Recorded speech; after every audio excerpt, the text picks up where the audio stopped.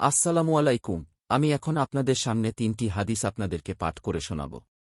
হযরত ইবনে উমর রাদিয়াল্লাহু তাআলা আনহু বলেন, আল্লাহর রাসূল সাল্লাল্লাহু আলাইহি ওয়াসাল্লাম বলেছেন, ইসলাম ৫টি স্তম্ভের উপর স্থাপিত। এগুলো হল এই সাক্ষ্য দেওয়া যে আল্লাহ ব্যতীত আর কোনো ইলাহ নেই এবং মুহাম্মদ আল্লাহর রাসূল, সালাত আদায় করা, যাকাত আদায় করা, হজ্জ আদায় করা এবং রমায়ানের ছিয়াম পালন করা। বুখারী ৭। হযরত আনাস রাদিয়াল্লাহু তাআলা আনহু বলেন, আল্লাহর রাসূল সাল্লাল্লাহু আলাইহি ওয়াসাল্লাম বলেছেন, যার মধ্যে ৩টি গুণ রয়েছে সে ঈমানের স্বাদ অনুভব করবে। তার কাছে অন্য সবার তুলনায় আল্লাহ ও রাসূল প্রিয়তর হয়।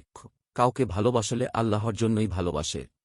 আগুনে ফিরে যাওয়াকে যেমন অপ্রিয় জানে, কুফরিতে ফিরে যাওয়াকে তেমন অপ্রিয় মনে করে। বুখারী ১৫। আবু হুরায়রা রাদিয়াল্লাহু আনহু হতে বর্ণিত হয়েছে, রাসূলুল্লাহ সাল্লাল্লাহু আলাইহি ওয়াসাল্লাম বলেছেন, প্রত্যহ যখন সূর্য উঠে মানুষের শরীরের প্রত্যেক গ্রন্থির সাদকাহ দেয়া অবশ্য কর্তব্য। দুজন মানুষের মাঝে ইনসাফ করা হচ্ছে সাদকাহ।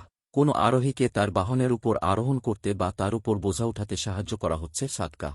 ভালো কথা হচ্ছে সাদকাহ। সালাতের জন্য প্রত্যেক পদক্ষেপ হচ্ছে সাদকাহ এবং কষ্টদায়ক জিনিস রাস্তা থেকে সরানো হচ্ছে সাদকাহ।